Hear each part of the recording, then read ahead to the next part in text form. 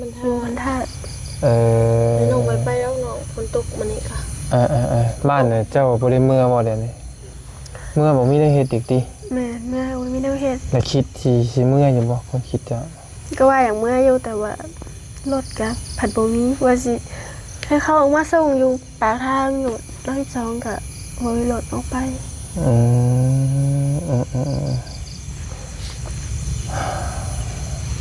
คือมื้อนั้นก็ไปเยี่ยมไปยามน้องเพิ่นอยู่เรือนซานพี่น้องเอ้ยเนาะถ้านั่นแหละมันกำลังมาแห้งเด้เนาะ4,500,000นะเพิ่นก็อยู่บ่4,500,000ตอนนี้4,500,000บ่แม่ น่าจะอยู่ละ10มั้ง4,500,000บ่ได้นอนอยู่นี่บ่โอ้คือกันเจ้าบ่ได้สารแน่บ่ป่ะว้าวเอายันว่ายันก็บ่ปานใดจะมาอยู่ใกล้ๆแถวนี้นะแต่ว่าเฮากับพ่อนี้ผ่านๆฮู้อยู่มันบ่ทันแน่ปานใดครับไปส่องเหมือนแถว YouTube ไปหาคนหาอยู่จะได้แบบตอนนี้น้องเพิ่นนอนอยู่ไสไป4,500,000บ่4,500,000เฮาก็บ่ฮู้เด้อส่งนำไปตู้ฝากเงินมาให้เพิ่นก็เอาฝากมาทางเพิ่นก็เอามาให้อยู่แต่ว่าตอนนี้บ่จักน้องก็บ่ได้ลงไปหลุมลายมือเลยไปลงไปเป็นทิศช่องทิศแล้วบ่จักส่งไปยักไปใช้จะคิดว่าโอ้เมื่อวานนี้กำลังมาเฮงเรื่อง4,500,000นี่พี่น้องเนาะเห็นอยู่น้องเห็นอยู่บ่เห็นอยู่ YouTube น้องก็YouTube เห็นอยู่นั่นแหละพี่น้องเอ้ยทางมายาเองก็บ่ได้ซื้อหยังมาให้น้องๆไปพี่น้องเอ้ยก็มีแต่เสียเงินให้แหละเนาะเพราะว่าเงินสำคัญที่สุดพี่น้องเอ้ยก็มีแต่ว่าช่วยเติมเงินเด้อ2คนเจ้าและปันกันเด้อ2คนเด้อ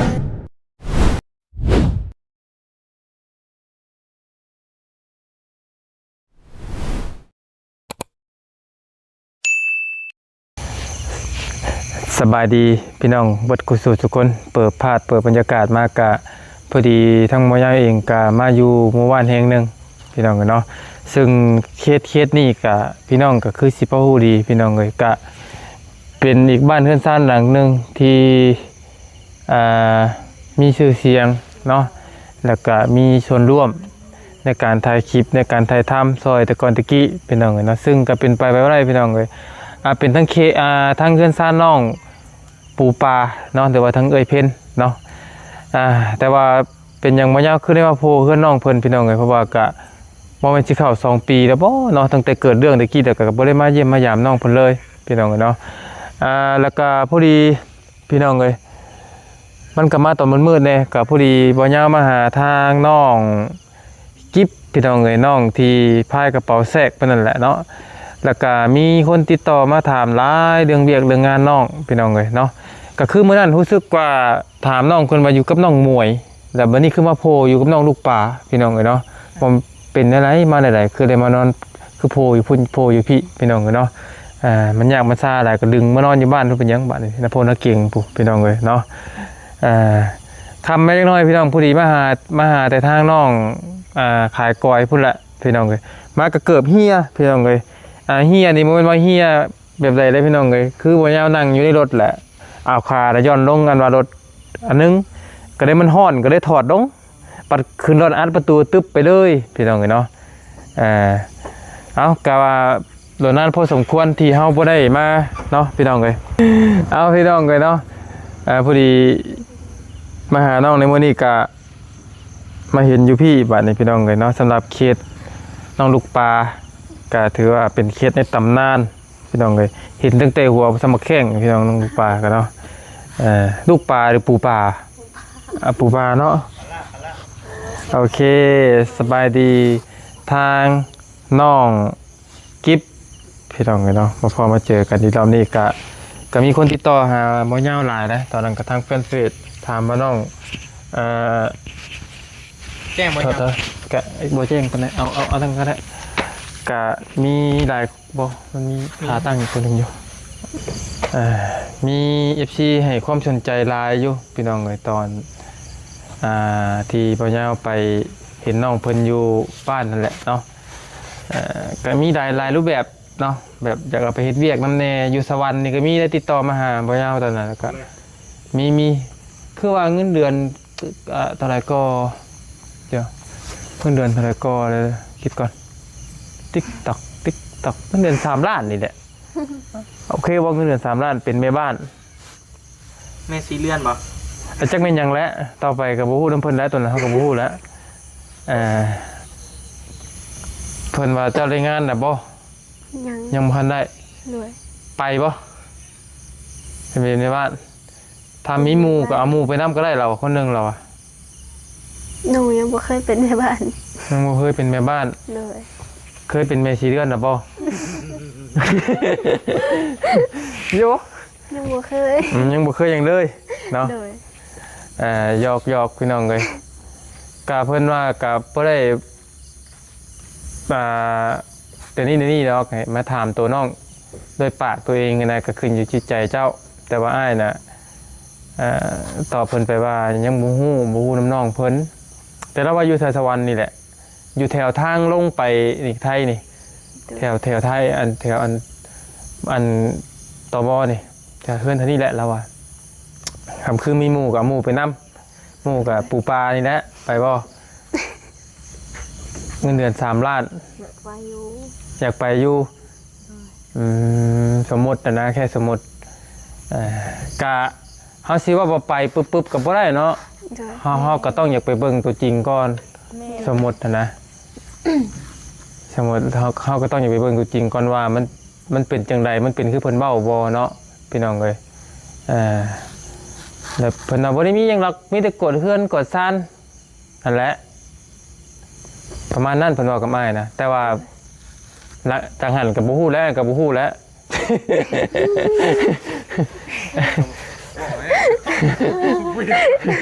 เอาเพิ่นเอาน้ำข่อยน่ะแบบฉัน ก็ไม่เจออยู่ แต่ว่า แต่ว่าสิไล่ก็หันกับบ่จักแล้วบัดนี้ไอ้คือ ของเป็นตาย่านอยากไป จักย่านบ่ฮู้แล้วเอ้าเป็นตาย่านหม่องใด ย่านมันลายกูหันเหรอ จักแม่นหยังแล้วเนาะถึงเจ้าก็เบิ่งเองตัวเองแล้วไปแล้วก็ จะกวาดเพื่อนนี่บ่แม่นเอาเลย เอ้า เมีย จะกวดถึงแล้วเนาะมึงเทื่อก็นวดให้เพิ่นก็มีนวดแล้วนวดเป็นบ่ บ่โอ้ย อันนี้บ่อันนี้บ่ดิน แต่เพิ่นว่าจริงจังดีเพิ่นว่าไปเบิ่ง อาจริจั ไปเบิ่งงานก่อนก็ได้เพิ่นว่า เลย อันนี้คือคำบาดเจ็บยังบ่มีเวียกมีงานดีๆนะแล้วก็หลายอย่างอยู่เพิ่นบ่แต่ก็มาบ่นั่นก็บ่ต้องย่านว่าสิไปขายเป็นหยังเด้อเพิ่นว่านี่นะพี่น้องเอ้ยตามพี่พ่อกับอ้ายหรอกแต่ว่าทหารง่ายก็บ่ฮู้คือกันนะเนาะข่าวเรื่องอีกแบบเรื่องนั้นจบแล้วพี่น้องเอ้ยมาเรื่องนี้ต่อพี่น้องเอ้ยเรื่องน้องกิฟนี่เป็นจังใดมาจังใด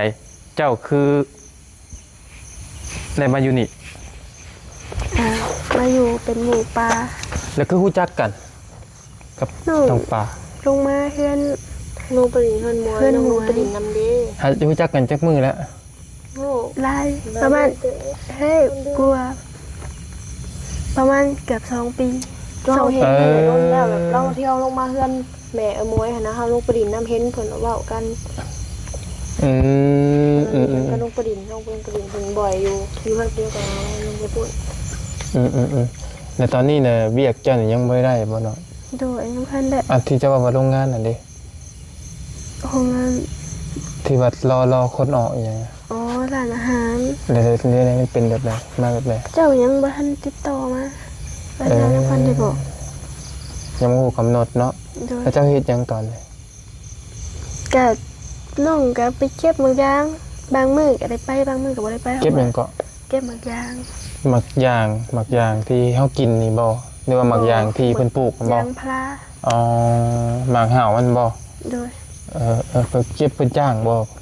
แม่นจ้าง ถ้าจ้างมื้อเท่าไหร่ เป็นโลละ3-4,000เนี่ย แต่ละมื้อจะได้จักพัน ประมาณแสนเด้อ หลักแสนนี่ได้อยู่เนาะ โดย ไปกับไผไปกับป่านี่บ่ ไปกับเอนกแล้วกับป้าบางมื้อไปเพราะว่า อยู่เก็บอยู่ไสน่ะ มัน หมู่ ท่า มันทาด น้องไปแล้วน้องฝนตกมื้อนี้ค่ะ บ้านเนี่ยเจ้าบ่ได้เมื่อบ่เดี๋ยวนี้เมื่อบ่มีได้เฮ็ดอีกติ แม่นเมื่อมีแนวเฮ็ด แล้วคิดสิเมื่ออยู่บ่คนคิดเจ้า ก็ว่าอย่างเมื่ออยู่แต่ว่ารถกับผัดบ่มีว่าสิให้เขาออกมาส่งอยู่ปากทางอยู่รอบที่2ก็บ่มีรถออกไป อืม คือมื้อนั้นก็ไปเยี่ยมไปยามน้องเพิ่นอยู่เรือนซานพี่น้องเอ้ยเนาะทางน้องกิ๊บพี่น้องเอ้ยเนาะก็ตั้งแต่คลิปมื้อนั้นแหละก็บ่ยาวลงทางเฟซก็หลายแล้วมีความสนใจเรื่องเวียกเรื่องงานนี่แหละเนาะก็คือเวียกที่อ้ายเว้านั่นบ่มีการเพิ่นเว้ากับอ้ายมากับไปเบิ่งก่อนก็ได้นะก็เพิ่นก็บาปก็เพิ่นหาช่องทางอยากช่วยนั่นแหละว่าไงเพราะว่าคือฮู้ว่าเจ้าบ่มีงานเฮ็ดเลยเพิ่นก็เลยถามเบิ่งว่ารายงานน่ะบ่ถ้ามาแนวใดก็ไปเบิ่งนำเพิ่นก็ได้แล้วก็บ่ได้ไกลได้อยู่ทางลงแถวตมนี่พุ่นเนาะนะแถวนี้ถ้าคือสมมุติว่ามีหมู่ไปนำกันแห่งดีหั่นนะก็คือที่เพิ่นว่าถามว่าเป็นหยังคือมีหมู่ก็เพื่อเป็นญาติญาติมาหยังมีหมู่ไปนำกันประมาณนี้นะคือสมมุติเจ้าที่ไปกับไปเบิ่งนะต้องเทื่อไปแต่มันโอเคกับมีกับบ่แน่เนาะก็บ่มีหยังรอเพิ่นน่ะก็ตามเพิ่นว่าก็ประกวดไว้ไม่ไปต่อแล้วก็ล้างถ้วยล้างชามทำความสะอาดเพิ่นก็ซ่านเนาะก็คือโอ้นะเป็นแม่บ้านพี่น้องเอ้ยก็จะคิดว่าจังได๋พี่น้องแล้วก็เฮือนน้องปูปลาเนี่ยก็คือมืดแต่บ่ปลาเป็นจังได๋คือว่าหลอดไฟคือบ่เปิดนี่ล่ะมันตายมันคือตายบ่ฮู้จักปีแล้วตั้งแต่กี้คุณจักบ่เปลี่ยนเทื่อหนึงแล้ว ตั้งแต่เฮ็ดเทือนมาเปลี่ยนทีเดียวมาทำกับเพวางนี่นะอร่อยนี่หลอดไฟที่มันใช้ทนแท้น้องเปลี่ยนพี่ชงพระเจ้าหาตกมาพี่ชงพระเจ้า6วันเพอีสิเอาเงินแป้งมาตัวสิพาเงินมาให้สิติดต่อมาหาน้องเฟซก็ถึกระงับซ้ำอันนี้แอด5เพิ่นก็บ่ได้รับแอดมาแล้วเลยออกไปเดี๋ยวทางถามน้องปูปลาพี่น้องย้อนมาทางน้องกิบอีกหน่อยนึงพี่น้องเนาะก็คือน้องขี่เฮ็ดในใดจ้ะต่อไปหรือว่ารอถ่าไปแบบนี้บ่หรือว่าแนวใดหรือว่าสิมีขี่วันกลับเมื่อวานตั้งหลักก่อนบ่หรือว่าแนวใดแม่นน้องว่าสิมาบ้านมาตั้งหลักก่อนแล้วก็อีกอย่างก็แม่น้องบ่สบายไปเฒ่าน้องผู้อันนั้นบ่ผู้เราของง่ายแล้วบ่ของข่อยไปแซวข่อยคือบ่ได้เห็นบ่เราบ่สบายบ่พี่น้องเลยแต่มาอยู่น้ำมูน้ำคูที่มีค่าใช้จ่ายอย่างบ่เขานำจำปาได้ซื้อเองซื้อกินเองซื้อข้าวซื้อของอยู่ของกินแหละซื้อน้ำหั่นแหละมีแต่ซื้อมาสู่กันกินเองเนาะพี่น้องเลยบัดนี้ย้อนมาทางน้องปลาแล้วนึงพี่น้องเลยจักปีนี้ปีแล้วปีนี้15สิเขา16แล้ว15สิเขา16แล้วเนาะใหญ่ล่ะพี่น้องเห็นตั้งแต่จักคิดว่าจังไดเนาะมีอยู่คลิปเก่าน้องเพิ่นพี่น้องไปค้นหายังเด็กตัวน้อยๆซ้ำได้ป่ะต้องนอนอยู่บนเก่าอ้ายก็ไปหาได้เนาะก็อ้ายนี่แหละคนที่2นะคนที่2ที่ไปหาก่อนหมู่คนพวกคนได้น่ะแม่นบ่เตียงมาเอาดีจำได้อยู่แบ่งหัวจำมาแข้งอย่างนี้ตอนไปนะแต่เป็นแต่แพงเตียงน้อยเนี่ยแต่ว่าใหญ่มากกับบ่ปานใด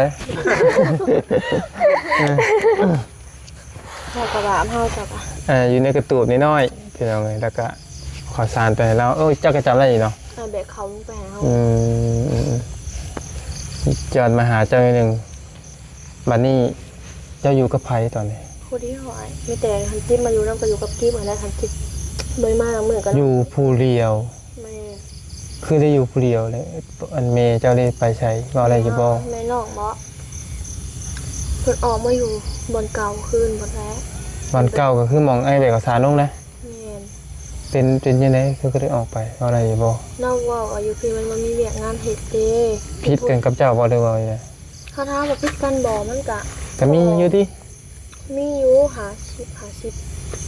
ำพิษกันว่าน้องไรนี้บอกมีก็ตอนนั้นประมาณเดือน11เดือน12นี่ไอ้บอกว่าอยู่พี่มันบ่มีเวียกงานเฮ็ดบ่มีเงินแหละอะสิเอาน้องนำมาน้องก็บ่มีให้แล้วน้องว่าแล้วนี่เราก็บอกว่าบ่อยู่เราคนชิมสิออกมาอยู่พุ่นแล้วว่ะจะหาน้ำมันขายหาตะคืนมันจังได้เงินแล้วว่ะไปกับไผ กับน้องเฮาได้ออกมากับน้อง ใหญ่เพราะสักปีตอนนี้ครับบ่นั้นซ้ำใดตอนนี้ใหญ่บ่ ทำ เพราะว่าเจ้าก็ยังซ้ำนี่เนี่ยน้องเจ้าก็สิเติบหนึงอยู่ตัว บ่สูงตัวน้อยๆคือเก่าหั่นล่ะ พี่น้องเลยก็คือว่าไงเมย์เจ้านี่บริยูน้ำเจ้าจักเดือนละ ในเดือน11 8เดือนแล้วแหละ 10 ปีเด้อบ่ แม่ แล้วเรามาอยู่บ่ มื้อแต่น้องออกไปหาบางทีน้องก็ให้มวยพาไปหาแม่ก็ตอนนั้นน้องก็เอาน้อง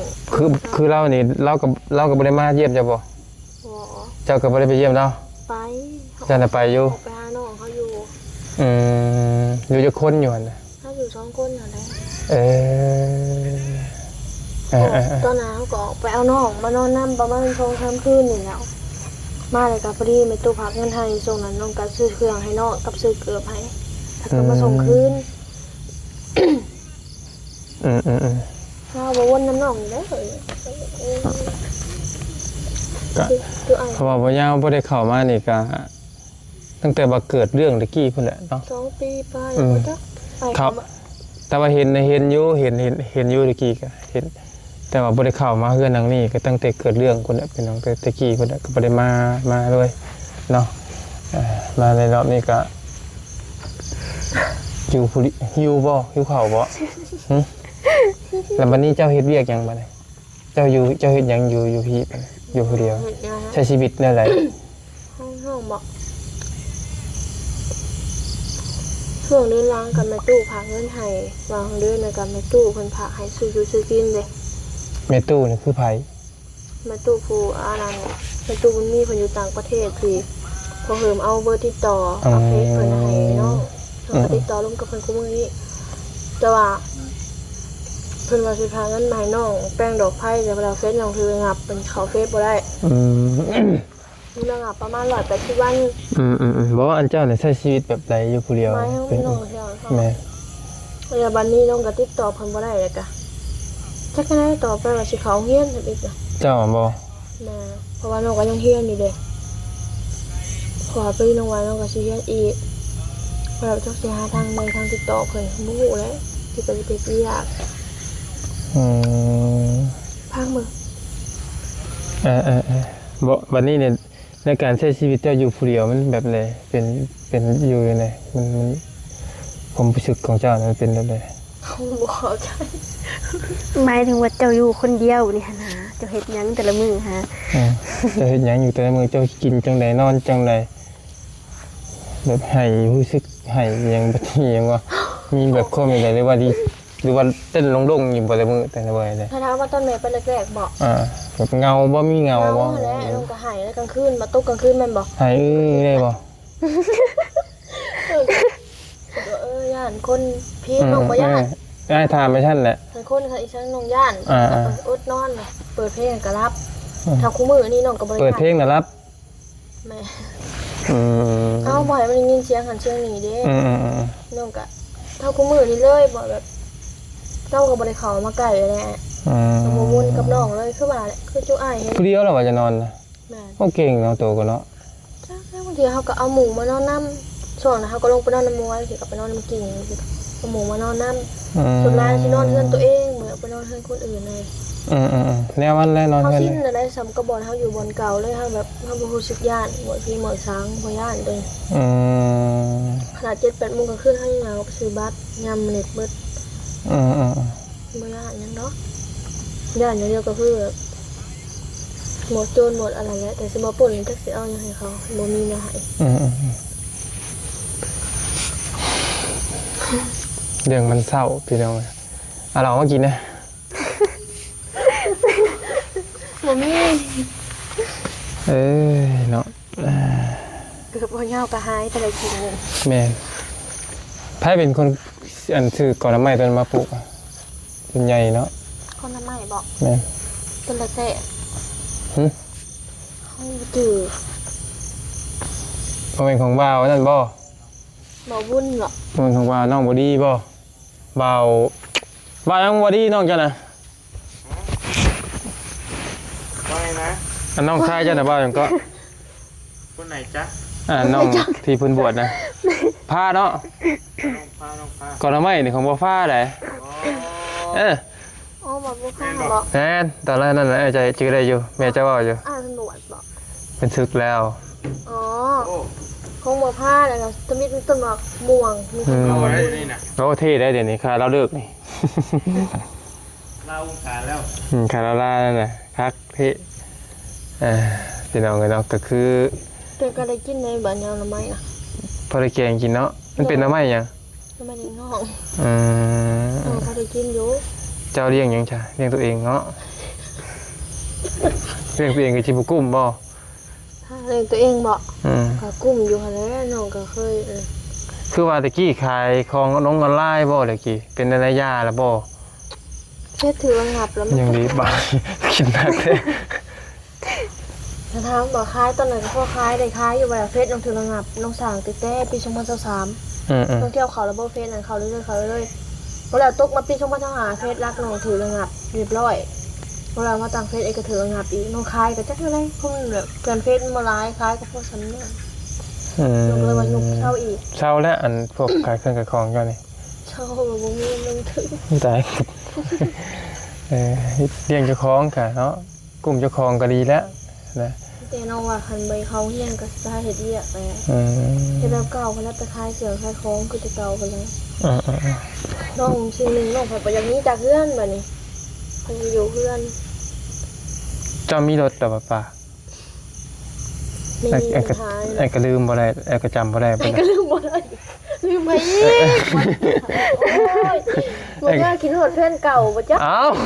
บ่มีบ่แม่นไอ้ก็ลืมแล้วนะจะมีรถบ่ มีช่วงนั้นมี มีเนาะ เนี่ย แล้วมันไปใช้ตอนนี้ มันหาย มันคือหาย บ่อยากว่าออนไลน์หรือเงา เงาจำไหนก็ได้นะเอาสั้นๆซะโอเคเป็นยังให้ไม่ป่าครับว่าอะไรให้ไม่ เออ โอ้ยพี่น้องเลยไพ่นี่ขาดแล้วจะมือจะเดือนแล้ว สิเขาเดือนหนึงมันตู้สิพาเงินมาให้กะที่ถึงระงับก่อนบ่ได้ติดต่อเพิ่นแล้วก็จักได้บัดนี้สร้างเงินมาใช้ไปให้ จะคิดว่าอย่างไรพี่น้องเลยเนาะ โตผู้เดียวอีกเรื่องบากประเด็นน้องพอบ่อยากไปอยากเฮือนอยู่ โตผู้เดียวมันแห้งลำบากไปอยู่ในเมย์นั่นเลยจ้ะแต่ว่าเมย์ว่าอยู่ เขาไปยังพิดกันน่ะบ่ยาวเอ้ยเขายังสิอยู่นํกัน เฮากับแม่ไว้ถือกันจะได้มาอยู่แล้ว ก็คือฮู้กันนั่นแหละพี่น้องเลยก็คือฮู้ที่ เฮากับเพิ่นน่ะไว้คอยถือกันเฮ็ด ก็คือที่ผ่านมาเนี่ยคือพอชิฮู้กันดีอยู่แหละเรื่องอันนี้เพอพี่เอฟซีคือชิฮู้ดีอยู่แล้วว่าเป็นอะไร าจพูดหรอก ว่ามันเป็นแบบไรเนาะสำหรับเคสน้องปูปลา แต่ว่าเพิ่นบ่วนน้องแปลกอย่างหนึงก็คือน้องอยู่เฮือนนี่จน7 8เดือนเพิ่นบ่ได้เข้ามาสออะไรเพิ่นบ่ได้ถามมันได้เป็นหยังคันโทรมาก็เอาแต่กุมหายจักก็ได้ มีแต่ยังหาย ช่วงนั้นคือกันผิดหลังบ่ว่า เราเสร็จมาเฮาบอกว่าให้เฮาน่ะเอาน้องเขามาอยู่นำ แล้วกับบ่ได้มีหัวเอาบ่ได้นี่บ่ได้มีบ่ โอ้ เดี๋ยว โหแล้วเฮาบ่อยากสอนเพิ่นยังเพิ่นให้แล้วว่าให้เอาวัสนานะเขามาอยู่น้ำน้องแล้วว่าขนาดตัวเฮาเองนี่สิบ่กุ้มแล้วอ่ะ พอแล้ว2-3 มื้อผ่านไปเฮาบ่ได้ไปเอาวันนี้เพิ่นก็ยาแล้วว่ะ ว่าเจ้าก็เลี้ยงน้องผู้เดียวก็สิบ่ได้บ่ ถ้าถามว่าเฮาเลี้ยงได้บ่คันเฮาเฮ็ดเวียกเฮ็ดงานก็เลี้ยงได้นั่นเนาะว่าคือแบบนี้มีแต่ถ้าแบบเงินนำผู้ใหญ่เพิ่นพากให้เขาทำโรงเรียนน่ะก็เลี้ยงบ่ได้แล้วอ่ะคือตอนนั้นผู้ใหญ่ เจ้านี่ยังเฮียนอยู่บ่ตอนนี้ป่ะ แม่นผู้ใหญ่ เจ้าเฮียนปออย่างแล้วมออย่างแล้ว เฮาขึ้นม.3แล้ว ตอนนี้นะ แม่ เ ตอนนั้นคือกันผู้ใหญ่เพิ่นพากเงินให้วาสนานะเขาเฮียนแม่ประชวนวาสนาพาเขาไปอยู่พุ่นบ่ให้วาสนาเฮียนแล้วก็แล้วเขาจะให้กลับมาเฮียนอีก จ้าเนาะประมาณนั้นแหละเป็นเอาไงเนาะเบาสั้นๆซะคำมืดตื่นตาแล้ว ฮอด พยาวก็สิออกเมื่อแล้วเนาะแต่ว่าพื้นไฟยังก็ยังใช้ได้เบิดปกติแล้วบ่ะ แม่น พวกพื้นตกไฟยังมีอยู่เนาะยังใช้ได้ปกติเฮือนซ่านหัวอยู่บ่ หัวอยู่ลำบ่อน่ะ ไผเฮ็ดเทือนเจ้านี่ละเมาลืมน่ะ ทีมงานพอตาลุงเพิ่ม อันนี้นะ แม่ โอ้มูลพ่อตาบ่นี่เฮ็ดให้นี่ดินนี่เพิ่นชื่อเท่าไหร่ตะกี้ บ่ถือคือกันเด้ คูณเท่าไหร่อ้ายก็บ่ฮู้ตัวนี้ จักน้อง ลืม บ่ หมด ถื ละ อมัน แต่ว่าก็โอเคได้กว้างดีอยู่เนาะ คือลุงเฮ พิ่มมา2ตอนบ่หรือตอนเดียวน้องก็บ่จื้อคือกัน มันหล่นแหละพี่น้องเนาะ คือว่าแล้วเนาะแต่ปี2022 23บ่ละอ้ายปี2023เนาะเขามาอยู่นี่ จื้ออยู่เขาพวกนี้พวกตุอยู่ เอาพี่น้องเลยมาอยู่กับน้องเป็นมาที่พี่น้องก็จังหน่อยก็ออกเมื่อละเนาะพอดีถาม จักโมงเนาะ มันได้มาอะไรพี่น้องเลยถามก่อนนิดนึง ถามเนี่ย นั่นแหละมันกำลังมาแห้งเด้เนาะ4,500,000นะเพิ่นก็อยู่บ่4,500,000ตอนนี้ สิฉันหาบ่ แม่ น่าจะเป็นคนละชีพมั้ง 4,500,000บ่ได้นอนอยู่นี่บ่ โอ้โหคือกัน เจ้าบ่ได้สารแน่บ่ป่ะ ว้าวอย่า เอายันว่ายัน เขาก็บอกปานใด จะมาอยู่ใกล้ๆแถวนี้นะ แต่ว่าเฮากับพ่อนี้ยินผ่านๆฮู้อยู่ มันบ่ทันแน่ปานใดครับไปส่องเหมือนแถว YouTube ไปหาคนหาอยู่ จะได้แบบตอนนี้น้องเพิ่นนอนอยู่ไส ไปสิฉันหาบ่ 4,500,000 เฮาก็บ่ฮู้เด้อส่งนำไปตู้ฝากเงินมาให้เพิ่นก็เอาฝากมาทางเพิ่นก็เอามาให้อยู่ แต่ว่าตอนนี้บ่จักน้องก็บ่ได้ลงไปหลุมลายมือเลยไปลงไปเป็นทิศช่องทิศแล้วบ่จักลงไปยักไปใช้จะคิดค่ะ โอ้เมื่อวานนี้กำลังมาเฮงได้เรื่อง4,500,000เลยพี่น้องเนาะ เห็นอยู่น้องเห็นอยู่ เห็นอยู่บ่ เห็นอยู่ YouTube น้องก็ดู YouTube เห็นอยู่ นั่นแหละพี่น้องเอ้ยทางมายาเองก็บ่ได้ซื้อหยังมาให้น้องๆไปพี่น้องเอ้ยก็มีแต่เสียเงินให้แหละเนาะเพราะว่าเงินสำคัญที่สุดพี่น้องก็มีแต่ว่าซอยเติมเงินเด้อ2คนเจ้าและปันกันเด้อ2คนเด้อส่วนเรื่องไปบ้านน่ะทำเจ้าโอเคไอ้เฮาอยากไปเบิ่งน่ะจังบอกเด้อ โดยเดี๋ยว ว่ากัน เมื่อใดการสิเสร็จฮะบาลี แต่บางงะเบียกมันก็หลายส่งไปหาทั้งบอดี้ก็หลายพี่น้องเอ้ยต้องเบียกนะ โดย หลาย หาทองเลยยังไงหาทอง มา อีกมา12หาทอง เสียแบบ8 2 โอ้เราขี่รถมากี่นี่ ออกเลขหอยมันบอก024282มันบอก บอกหาซองเลยเล็กมาก บ่น้องว่า82ได้ พบไอ้ขี่รถจักรขับมากี่นี่หาซองกี่นี่ บ่ทันแล้ว นั่นได้ซะเด้อ ชุดเลขมากก็ สู้ๆเด้อเบิดซองฮะ หาทอง นั่นคือชุดเลขมากก็ออกเลขมากไตเฮ็ดปึ๊บขึ้นก็ออก ผีบอกคนบอกขึ้นจะน้อยเนาะ แล้วพอหาประชุมบัตรนี่นะ นั่นแหละเนาะมีแต่ไอ้ออกเมื่อป้าก่อนเด้ออะไรก็ผ้าก็สู้ๆนอนกะระมัดระวังเนาะมืดตื่นตาครับผ้าพอมีก็เอาไว้ทั้งหัวทั้งหางเลยไผมาก็ใส่แล้วแหละผ้าใส่เอาเลยผ้าน่ะถิ่มลงแล้วก็ใส่เลย มันบ่แม่นแล้วคนละเรื่องแล้วคนละเรื่องแล้ว ยอกระมัดระวังแหละเป็นผู้หญิงผู้ยาเนาะพี่น้องเลยมื้อหน้า ออกไปซื้อบ้านอีกเลย เดี๋ยวมื้อหน้าสิมาเยี่ยมมายามเมืองใหม่เด้อ โอเค อะไรก็สู้ๆเนาะบ่สองคนนั่นแหละเอาสำหรับคลิปนี้มีความคิดเห็นนี่ใดคอมเมนต์มาได้พี่น้องเด้อเนาะสำหรับน้องกิฟก็ยังบ่ทันได้เวียกพี่น้องน้องที่แบกกระเป๋าลายบักจ้อยไว้นั่นแหละพี่น้องเนาะไป ใบดีเด้อ บ๊ายบาย บ๊ายบาย